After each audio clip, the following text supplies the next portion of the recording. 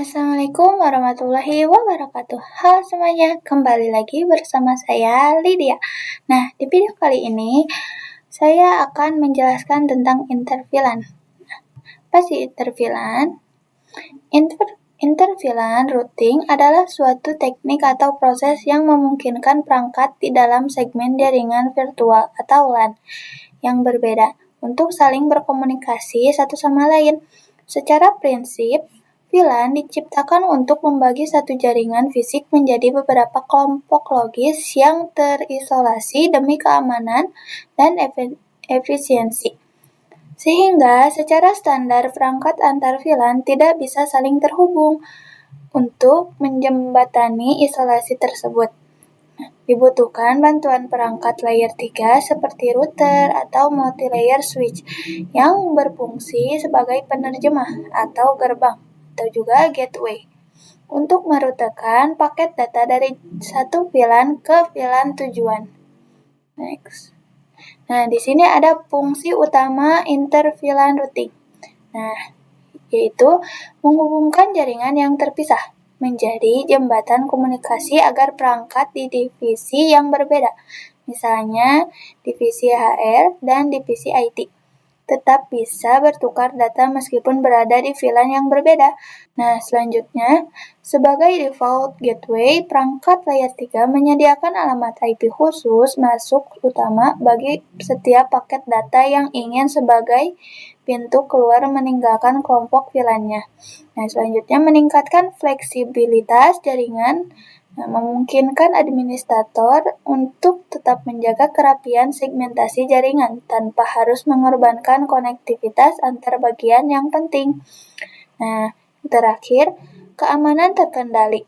Meskipun saling terhubung, lalu lintas data tetap bisa diawasi dan dibatasi menggunakan kebijakan keamanan seperti access control list. Nah, sehingga data sensitif di satu VLAN tidak sembarang diakses oleh VLAN lain. Selanjutnya ada DHCP. DHCP adalah protokol berbasis client server yang bertugas mengelola dan mendistribusikan alamat IP secara otomatis kepada setiap perangkat dalam sebuah jaringan.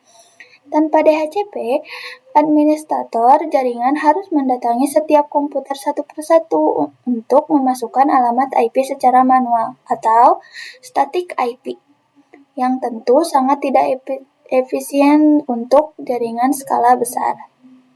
Nah, jadi fungsi DHCP yaitu untuk mengubah proses konfigurasi jaringan yang rumit menjadi otomatis, instan, dan bebas dari kesalahan manusia atau human error. Nah, di sini ada kelebihan utama DHCP. Yang pertama, otomatisasi penuh perangkat mendapatkan alamat IP secara instan tanpa perlu input manual. Kedua, mencegah konflik IP. Menghindari risiko dua perangkat menggunakan alamat IP yang sama. Nah, yang ketiga, efisiensi administrasi. Perubahan konfigurasi atau gateway atau DNS cukup dilakukan di satu server pusat. Nah, keempat, optimalisasi alamat IP. Alamat IP yang tidak terpakai otomatis ditarik dan bisa digunakan perangkat lain. 5. Mendukung mobilitas. Perangkat bisa berpindah antar jaringan seperti Wi-Fi tanpa perlu setting ulang. Yang terakhir, meminimalisir human error. Mengurangi kesalahan pengetikan angka IP yang sering terjadi pada konfigurasi manual. Nah, selanjutnya ada SVI, yaitu Switch Virtual Interface. Apa sih SVI itu? SVI adalah teknologi khusus pada perangkat Cisco yang berfungsi sebagai antarmuka virtual di layar. Sederhananya, jika VLAN adalah penyekat yang membagi jaringan fisik menjadi beberapa kelompok logis, maka SVI ini adalah pintu penghubung yang memberikan alamat IP pada setiap kelompok tersebut. Secara default, switch Cisco menyertakan VLAN 1 sebagai SVI bawaan yang biasanya digunakan untuk kebutuhan manajemen perangkat. Dengan Dengan mengaktifkan SVI, sebuah multi-layer switch dapat menjalankan fungsi routing antar VLAN secara internal, sehingga komunikasi antar divisi menjadi lebih cepat, fleksibel, dan efisien tanpa perlu bergantung pada kabel fisik tambahan atau router eksternal. Nah, lalu di sini ada fungsi SVI. Fungsinya yaitu pintu keluar virtual atau default gateway, menyediakan alamat IP sebagai gerbang utama bagi perangkat di setiap VLAN agar bisa berkomunikasi keluar jaringan. Selanjutnya, penghubung antar VLAN memungkinkan data berpindah dari satu VLAN ke VLAN lain secara internal di dalam switch tanpa butuh router tambahan. Nah, selanjutnya router internal bertindak seperti router on a stick versi di dalam mesin switch, sehingga prosesnya jauh lebih cepat. Nah, selanjutnya kendali jarak jauh atau manajemen menjadi alamat IP resmi switch agar bisa diatur oleh admin melalui SSH, Telnet, atau SNMP.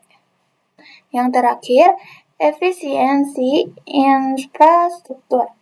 Mengurangi pengguna kabel fisik dan menghemat biaya karena tidak perlu membeli router eksternal. Nah, selanjutnya saya akan mengimplementasikan di aplikasi Cisco Packet Tracer. Ini kita sudah masuk ke aplikasi Cisco. Nah, di sini saya sudah membuat topologi jaringan. Yang pertama kita akan memberikan VLAN-nya terlebih dahulu. Kita ke switch, lalu ke CLI, nah, lalu kita enter. Nah, kita enable dulu terlebih dahulu. And config terminal. Lalu masukkan VLAN-nya. VLAN 10 dan VLAN 10, VLAN 20. VLAN 20. Lalu kita interface RA FA 0/1 sampai 2. Lalu switch mode akses. Lalu switch akses VLAN 10. Lalu interface lagi, interface RA FA 0/3 sampai 4. Lalu enter, lalu switch mode akses, lalu switch akses VLAN 20. Nah. Lalu kita akan masuk ke mode terang. Nah, dengan cara kita ketik exit, lalu kita hubungkan antar kabel ini. Nah, dengan cara kita ketik interface FA 0/5. Lalu switch mode terang. Lalu kita exit lagi. Nah, kita interface FA 0/6, yaitu kabel yang terhubung ke router. Nah, lalu switch mode terang. Kita lanjut masukkan VLAN di multi-layer. Nah, karena di multi-layer switch, jadi kita akan menggunakan CVI. Lalu ke CLI, lalu kita enter. Nah, kita enable terlebih dahulu, lalu config terminal, lalu VLAN 10, kita masukkan VLAN-nya. VLAN 10, VLAN 20, VLAN 20, lalu kita interface RA FA 0/1 sampai 2. Lalu switch mau akses, lalu switch akses VLAN 10. Lalu interface lagi, interface FA 0/3-4. Lalu kita ke switch lagi, switch mau akses. Lalu switch akses VLAN 20. Lalu di sini kita exit. Lalu interface FA 0/5. Lalu switch terang. Nah, di sini ada tulisan reject, maka kita harus mengencapsulation terlebih dahulu terangnya dengan cara switch terang encapsulation .1Q. Lalu switch mode terang. Nah, selanjutnya kita akan masuk ke router. Kita masuk ke router. Nah, kita masuk ke CAI, lalu ketik no, lalu kita enable terlebih dahulu, config terminal, lalu kita masukkan interface get 0/no. Lalu kita mau mengaktifkannya dengan cara no shutdown. Lalu kita interface lagi, get 0/0.10. Lalu kita encapsulation terlebih dahulu, kita ketik n, tab, lalu ketik .1Q VLAN 10. Lalu kita masukkan IP address VLAN 10, yaitu yang ini. IP address 10.10.10.1 255.255.255.0. Kita exit. Encapsulation .1Q VLAN 20. Lalu kita masukkan IP address-nya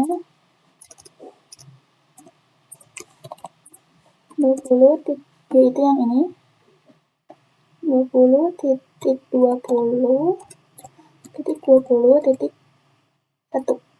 Lalu kita masukkan sub dan path-nya 255.255.255.0. Lalu kita akan mengaktifkan DHCP-nya.